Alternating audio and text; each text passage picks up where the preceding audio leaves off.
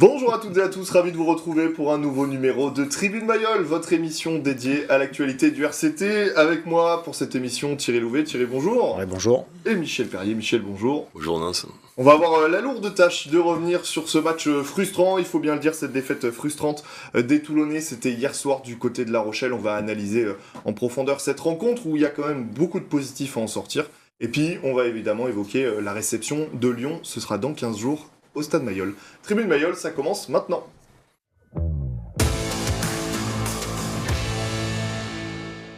Messieurs, le rugby, c'est parfois cruel. Hein.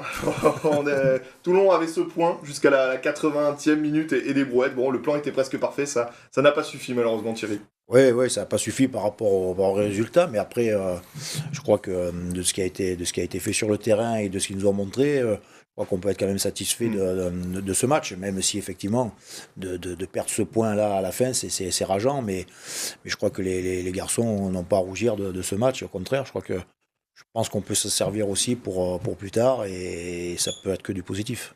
Ouais, c'est un peu l'effet qui se coule, hein. C'est la frustration d'un côté, parce qu'ils auraient été mérités de se payer au moins avec un point, ces joueurs toulonnais. On l'évoquera, cette composition un peu remaniée notamment. C'est très clair. Michel. C'était le minimum, quoi. C'est vrai que le point, on aurait dû franchement l'avoir. Après, alors il y en a qui te disent qu'on aurait dû tenter la pénalité, mais si on marque, on passe devant. Et bon, c'est vrai que les deux étaient jouables. Bon, après, on n'a pas eu de chance parce qu'on perd le ballon. Peut-être sur la troisième touche, peut-être qu'il fallait prendre après les 3 points. On insistait, on n'y arrivait pas. Mais c'était pas déjoué, tout simplement. Et c'est vrai que c'est quand même dommage. Alors si on revient sur l'avant-match, entre guillemets, l'idée c'était aussi de relancer un petit peu des joueurs qui ont pas beaucoup joué ces derniers temps. L'idée c'était vraiment de voir un petit peu, c'était les propos de Pierre Mignoni cette semaine en conférence de presse, voilà, qui va pouvoir répondre présent dans un défi face aux champions d'Europe. Force est de constater que globalement ça a été le cas. Ces joueurs un peu avec un manque de temps de jeu ont tous répondu présent. Oui, ils ont tous répondu présent, et comme disait Pierrot, tu crées un groupe, tu n'as pas une équipe, là tu es en train de créer un groupe, et tu t'aperçois que enfin, tu peux compter sur certains joueurs, comme tu as dit en préambule, qui n'ont pas fait beaucoup de feuilles de match, et qui ont relevé le défi plus que vaillamment contre une grosse équipe de La Rochelle, contre une équipe championne d'Europe, et ils ont vraiment été très très intéressants. Tu peux faire quelque chose avec. C'était important, Michel, justement le groupe, hein, comme il a dit, comme il dit Pierre, hein, voilà, c'est pas une équipe, c'est un groupe. On avait vu 3 fois la puis même tu compo, vois, puis ça fait une émulation dans ce groupe-là, voilà, c'est très clair. Hein. Qui n'est pas à l'abri des blessures non plus. Duncan Payoa sera absent quelques matchs. Les gifs aussi. Les gifs, tout à fait. Aussi important. Hein. Toulon s'est mis à l'abri avec ce match-là sur le quota gif. Et puis il y avait quand même cette idée derrière la tête de Pierre Mignoni, quand on voit le banc, Olivon, Serin, Tolofoa, Gigashvili. Ouais. L'idée c'était, et c'est d'ailleurs pas passé loin, de coller au score jusqu'à la 50, 60e pour les finisseurs. Je pense que le plan dans la tête de Pierrot, c'était ça, c'était voir un petit peu ce que, entre guillemets, les non-titulaires étaient capables de faire sur une première mi-temps, et puis derrière, si ça s'est accroché, d'envoyer la grosse escouade pour terminer tout ça. C'est encore une fois dommage que tu repartes même pas avec ce point de bonus, quoi. C'est un peu dommageable, mais je crois qu'il y a eu quand même beaucoup de faits de jeu qui sont un petit peu, qui sont un peu bizarroïdes, et nébuleux, on va dire. Ouais, on va dire, moi je suis pas. L'arbitre, il fait partie du jeu, mais il y a des fois quand même, c'est un peu. Après, on a proposé un jeu complet. Oui. Je veux dire, ça fait quand même longtemps que voilà, devant, derrière, on sent quand même que c'est une équipe qui joue ensemble. On a vu notamment derrière pas mal de lancements de jeu en première mi-temps, l'essai de Mathieu Smiley par exemple, mais il y en a eu d'autres. Sur une récupération de balle. Ce qui est intéressant justement, c'est que sur une récupération de balle, c'est pas quelque chose qui est programmé. Sur une récupération de balle, c'est une inspiration, et tu as vu que les joueurs ont tous adhéré à ce truc-là. Donc tu vas marquer là-dessus, c'est intéressant. C'est l'état d'esprit qui est intéressant. Ce qu'on peut dire malheureusement, si on repart sur le négatif, c'est l'indiscipline. Par contre, 14 pénalités sifflées, il me semble, contre les Toulonnais, et 3 cartons jaunes. À ce niveau-là, ça fait lourd. Oui, ça fait lourd, ça c'est clair. Après, franchement, au début, on te dit indiscipline, tu domines et tu as 5 fautes contre une. Moi, l'arbitrage m'interpelle quand même. Je suis désolé. Après, même en regardant les ralentis, quand tu vois Smaï, on ne sait pas qu'est-ce qui s'est passé. Il a dû avoir... voilà, donc bon, je suis désolé, mais à un moment quand même... Je ne vais pas dire qu'on va crier au vol, mais si c'est arbitré, il faut arbitrer pareil pour les deux équipes. Les cartons jaunes, quand tu vois le Fidjien qui prend un jaune et que tu vois Danty qui prend pas, c'est le même principe qui dit voilà, ça tape d'abord l'épaule et ça remonte, et donc un qui a un jaune et l'autre il a pas le jaune. Après sur l'essai aussi quand même. En fin de match, ouais. Fin de match, l'arbitre vidéo. Après c'est pas l'arbitre de champ. Je pense que dans l'ensemble, il n'a pas été non plus... Moi, j'ai trouvé l'arbitre vidéo... c'est l'arbitre vidéo. J'ai beaucoup parlé aujourd'hui. J'ai trouvé quand même très pointilleux avec les Toulonnais et beaucoup moins avec les Rochelais. J'ai trouvé plutôt parti pris, on va dire. Voilà. Je ne sais pas qui c'était, mais parti pris. J'avoue que je ne connais pas non plus. Mais... Voilà. Non, alors, que même à un moment, l'arbitre il a repris qu'il a dit ouais, mais il le touche avec la tête. Ouais, mais il est devant. C'est pareil, que ce soit la main, le pied, l'orteil, l'ongle, le cheveu, il est devant. Il n'y a rien à dire. Voilà. Non, bon, on peut rentrer sur l'arbitrage. Je savais qu'il y a eu des faits de jeu globalement contraires quand même aux Toulonnais, avec pas mal de, on l'a dit, de l'indiscipline, des cartons jaunes, mais voilà, côté Rochelais, on pense à Jonathan Danty qui aurait pu sortir 10 minutes, on ne sait pas ce que ça aurait donné, évidemment, on est dans ce qui aurait pu être la fin de ce match, mais surtout ce qui quand même interroge, c'est ce dernier essai. Je sais pas si vous êtes d'accord avec moi, on le valide sur un plan du dessus qui est quand même très lointain. Quand on regarde le plan plutôt à l'opposé, on a l'impression qu'il y a une main, un bras. Ça a été vite validé, mais c'est un essai qui peut être lourd de conséquences. Si Toulon est 7ème à 1 point du 6ème, on pourrait... Oui, le problème, bon, on en a parlé, c'est que, en fin de compte, ça stigmatise cet arbitre vidéo, mais sur des faits quand même qui sont réels, et on peut se poser des vraies questions. Après, de toute façon, on ne peut pas revenir en arrière, c'est comme ça. Malheureusement, si on s'était peut-être mis à l'abri aussi, on n'aurait pas parlé de ces fins de match, mais sur des matchs serrés, sur des gros matchs comme ça, où tu donnes beaucoup, c'est quand même rageant et frustrant de perdre sur des trucs où tu te dis c'est pas clair. Est-ce que parce que c'est aussi qui est un peu demandé du côté des supporters, est-ce que pour vous le RCT doit d'une manière ou d'une autre souligner ça? Est-ce que en conférence de presse d'avant-match ou voilà, pour se faire entendre, pour asseoir un petit peu une certaine autorité, et est-ce qu'on doit dire, on n'est pas vraiment content de l'arbitrage, on n'a pas trouvé qu'on avait été arbitré correctement aujourd'hui, ou est-ce que pour vous, il faut laisser passer, et voilà, comment vous voyez ça?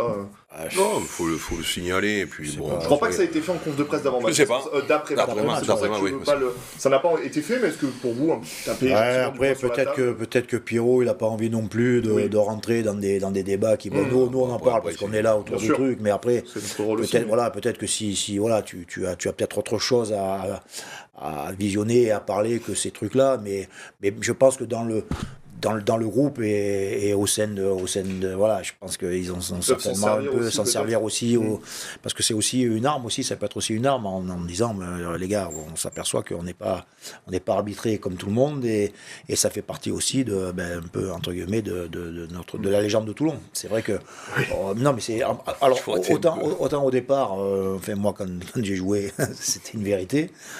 Maintenant, ça l'est quand même pas. Même s'il y a ces trucs un peu bizarres sur ce match-là. Mais bon, globalement, non, ça n'existe plus. Mais on peut quand même s'en servir. Est-ce que vous pensez que dans le vestiaire, on en a dit un mot? Ça peut unir un groupe, au-delà de l'attitude et de... On le disait, un groupe, on sent qu'il est né ces dernières semaines. Ça peut être un autre levier de motivation pour vous dans les vestiaires. Ouais, et puis même...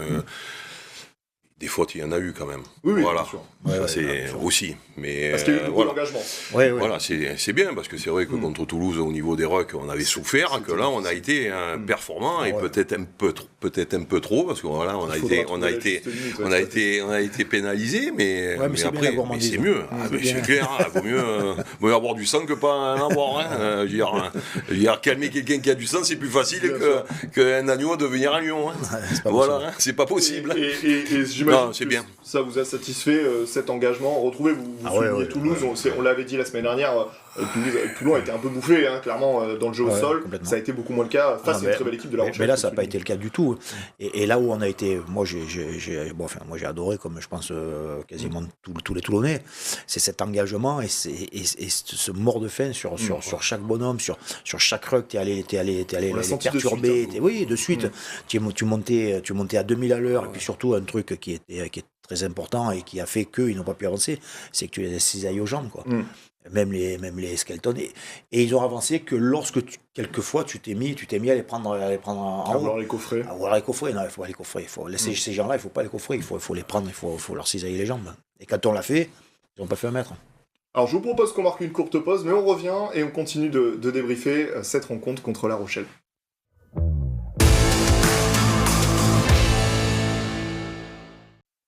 De retour dans Tribune Mayol, on continue d'évoquer cette défaite contre La Rochelle. J'ai envie de vous poser une question, messieurs, parce qu'on a parlé de l'arbitrage qui est une des grosses interrogations, entre guillemets, dont tous les supporters toulonnais parlent ce lundi. Il y en a une deuxième, est-ce qu'il fallait la tenter, cette dernière pénalité ? On le rappelle, le scénario du match, à ce moment-là, il y a 20-17 pour La Rochelle. En cas de pénalité passée, ça aurait fait match nul. Il restait à peu près 2-3 minutes de jeu. Bon, les Toulonnais, eux, Pierre Mignoni demande la pénalité. Les Toulonnais, d'eux-mêmes, préfèrent aller jouer en touche. Le ballon est perdu, derrière on connaît le scénario, laissé en contre, même s'il y a plusieurs phases de jeu. Non, mais comme l'a dit Mimi en préambule, les deux choix sont bons, quoi, parce que effectivement, si tu marques l'essai, quasiment tu peux dire que tu as gagné le match. Tu es quand même dans une phase plutôt ascendante, tu te sens solide. Et puis voilà, moi je suis pas, je me dis que le coup là il est jouable. Donc après ce qui est dommageable, c'est que tu prends cet essai à la fin, parce que là, tu finis à t'as pris un point de bonus, le match il est complet, quoi, quasiment. Et il y a que ce truc là, mais le choix, les deux choix étaient pour ma part. Et puis comme disait, j'ai écouté mes entraîneurs. On va l'écouter, si ça vous dérange pas. D'accord, on va l'écouter. Nicolas Petition, après, on l'écoute et on revient sur ce qu'il dit juste après. Ils ont pris leurs responsabilités. Je pense que si on arrive à marquer là, on remporte certainement le match. Oui, on leur demandait de prendre les points, mais ils ont fait leur choix. C'est comme ça. C'est sûr qu'on aurait pu repartir avec le match nul d'ici. C'est toujours frustrant à la fin quand ça se passe pas comme on le souhaite, mais faut respecter le choix des joueurs. On s'est certainement trompé, mais c'est comme ça nous servira pour la prochaine fois. Maxime Petitjean, et non pas Nicolas Petitjean, je m'en excuse. Petit Nicolas. Non, Maxime Petitjean qui a dit un peu ce qu'on dit nous, c'est qu'il a laissé on laisse aux joueurs qui sont sur le terrain. Après des fois, les joueurs ont des sensations que toi, tu es sur mon touche, tu n'as pas. Donc, il y a des choix comme ça qui doivent se faire. Et moi, ça m'a pas perturbé. Rien ne dit que la pénalité serait passée, rien ne dit que Toulon n'aurait pas encaissé un essai derrière. Ça aurait peut-être. Après, c'est un peu ambigu à la fin quand il dit on s'est trompé. Mais qui s'est trompé ? C'est les joueurs, c'est le staff. Non, mais il n'y a pas de. Je pense pas. Non, mais je suis pas sûr. Les deux étaient jouable, tout simplement. Et je pense quand même que le premier, on met en ordre, c'était faire la pénale touche pour essayer de marquer. Après, la troisième, on perd le ballon. Après, je pense qu'il y a à boire et à manger dans les regroupements quand même, parce que nous, on a pris un carton jaune, Jean-Baptiste Gros qui prend. Puis moi, au début, il est sur les appuis, je suis désolé. Donc après, il tombe, mais bon, il a gagné le ballon. Je pense quand même que d'abord, c'est le joueur Rochelet qui tient le ballon par terre. On doit avoir une pénalité pour nous, on ne doit pas avoir un carton jaune même. Ça change beaucoup de choses. Donc bon. C'est fait.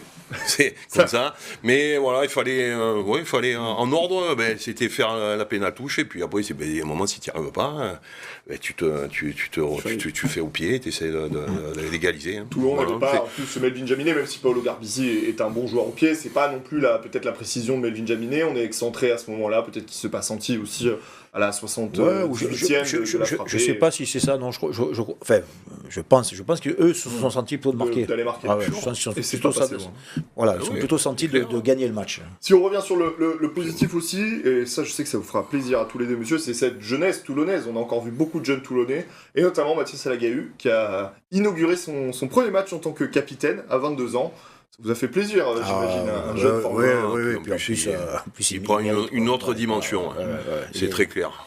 Il y a eu un coup de mou, Pierre Mignoni et lui-même l'ont avoué cette semaine en conf de presse, ils sont passés tous les deux. Le retour, les allers-retours 15 de France, il n'a pas vraiment joué, mais ça a été compliqué pour lui. Mais là, on sent qu'il revient en forme. Et il faut, parce que Brian Alanoese était suspendu, il y a une place en deuxième ligne à prendre aussi.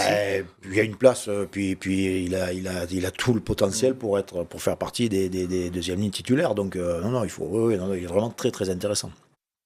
C'est un bon guerrier. On peut noter aussi, oui, tout à fait, sur les bonnes prestations, celle de Marius Daumont. Alors, évidemment, Melvin Jaminet paraît indéboulonnable dans cette équipe, notamment aussi grâce à son jeu au pied, qui est quand même top mondial. Mais en tout cas, Marius Daumont, à l'arrière, on parlait des plaquages ici plutôt filés et face à des joueurs qui n'ont pas le même physique que lui. Et même dans l'occupation, j'ai trouvé. Non, puis même dans le jeu, dans ce qu'il a proposé, dans ce qu'il a tenté, dans ce qu'il a réalisé, il est vraiment très intéressant. Tout à fait, ouais. Qui, pareil, avait pas beaucoup de temps de jeu, c'est pas mais après... c'est tout le groupe, toute l'équipe, je crois qu'ils étaient tous sur le même état d'esprit, donc quand tout le monde est sur le même état d'esprit, c'est vrai que les uns entraînent les autres. Après, t'as un groupe, sûrement une équipe type, quand même. C'est logique. Mais après, pareil, les Toulousains, mais c'était l'équipe B, l'équipe C. Mais je pense que sur un match, il y a beaucoup de joueurs déjà qui veulent prouver qu'ils sont aussi bons que les titulaires. Et sur un match, je pense qu'ils sont aussi bons, voire peut-être meilleurs. De toute façon, ils avaient gagné à Clermont, quasiment. Donc après, voilà, c'est une émulation. Et sur un match, après, c'est vrai qu'une saison entière, c'est peut-être plus compliqué, et encore. Mais voilà, puis tant mieux pour Toulon, pour ce groupe, quoi. Et ce petit talonneur là que je connaissais pas, qui est rentré. Qui a fait 3 très bons lancers, on sait qu'à ce moment-là... Déjà les lancers, ça c'est une bonne chose. Et puis après, je l'ai un peu pisté, il s'y file volontiers, il a... Non, après, il y avait une continuité, tu sens qu'il y a... À une certaine époque, tu avais devant, ça jouait quand même bien. Après, il n'y avait plus rien après derrière que là ça éjectait, ça allait vite, il y avait de la vitesse. Voilà, il y a autre chose. On voit autre chose, quoi. Et puis il y a un joueur qui, lui, pour le coup, était un titulaire indiscutable ces dernières années ou ces derniers mois, c'est Vai Nicolo, qui a perdu complètement sa place. Ouais. Il a été piqué par le président chez nos confrères de Var Matin il y a quelques semaines, qui a dit s'il ne retrouve pas son niveau d'avant, on pourrait ne pas le conserver. Hier soir, on a vu un bon Vai Nicolo. Offensivement, certes, un essai, 93 mètres parcourus, c'est le record du match. Et 10 plaquages quand même, on sait que c'est pas forcément son fort. C'est plutôt quelque chose de positif, parce qu'on sait que défensivement, il a envoyé un message. Il a un peu avait quelques lacunes, on va dire. Non, mais là, très bien. Mais, je crois qu'il a perdu un ballon au début, juste un ballon, après. À l'image du groupe. À l'image du groupe. Bon, Toulon, avec cette défaite à 0 points, reste dans le top 6 malgré tout, à la 6e place justement. On a quand même tendance à se dire que, on le rappelle, il reste Lyon, Oyonnax, Clermont et le Stade Français. Ça semble encore jouable pour ces Toulonnais malgré cette défaite à 0 points. Oui, ça semble jouable parce que quand même, je ne veux pas présumer, Lyon, logiquement, ça devrait se faire. Après, Oyo, c'est quand même solide, c'est compliqué. Je pense que tout est misé là-dessus. Mais je crois qu'ils mettent, je pense qu'ils doivent mettre une croix sur Oyo. Et puis après, tu reçois la maison. Clairement, la maison qui est en difficulté également. Logiquement, ça devrait le faire. Et puis le Stade Français, après. Le dernier match, on ne sait pas à ce moment-là où sera le Stade Français. On ne sait pas eux où ils sont, et nous on saura. Je pense que si nous on est qualifiés. Moi, ce matin, mourir là-haut, quoi. Moi, ce matin, les 3 matchs, faut prendre 5 points. Par match. Il est gourmand. Moi, j'ai vu ça tout à l'heure. Après, comme ça, tu fais 3-4. Comment ? Tu fais 3-4 avec 15 points. Ah oui. Et tu te permets au stade. Toulouse et le Stade Français vont s'affronter ce week-end, par exemple. Donc forcément, un des deux va perdre des points. Probablement, c'est à Toulouse. Donc peut-être que le Stade Français va se rapprocher. Toulouse va se rapprocher du Stade Français.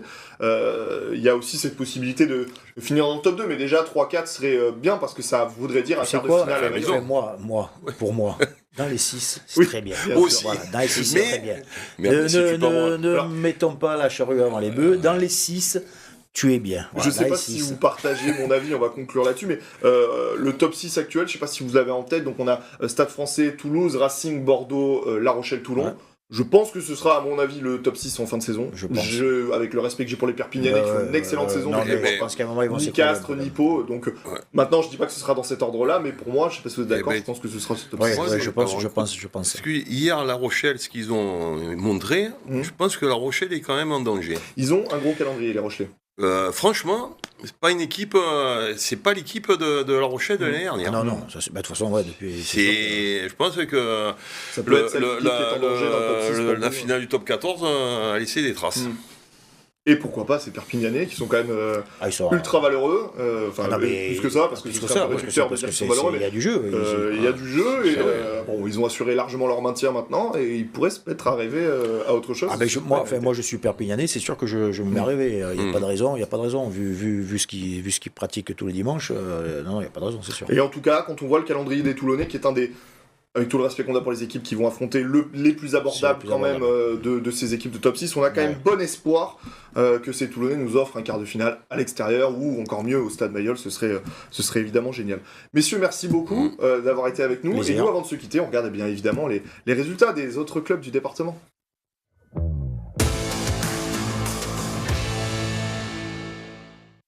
Et il y avait un dernier match de rugby pour les Hierrois qui se sont inclinés face à Carcassonne, mais les Hierrois qui ne jouaient plus rien en cette fin de saison. En football, Toulon remporte le derby du Var 2-0 face à Fréjus. Victoire 1-0 de Aubagne face à Hier, Aubagne qui est champion de National 2. En futsal, les Toulonnais se sont fait surprendre à Toulouse 3-2. Et en handball, les filles accrochent le match nul 26 partout. Messieurs, merci beaucoup d'avoir été avec nous. Merci à toi. Nous, on va marquer, comme les Toulonnais, une petite semaine de repos la semaine prochaine. C'est la Coupe d'Europe. Et on se retrouvera pour débriefer. Comment ? Tu vas te préparer ? Oui, je vais me préparer. Du coup, j'ai 2 semaines pour préparer. Comme les Toulonnais, ce match qu'on espère gagner face aux Lyonnais, ce sera samedi prochain à Mayol. Merci à tous.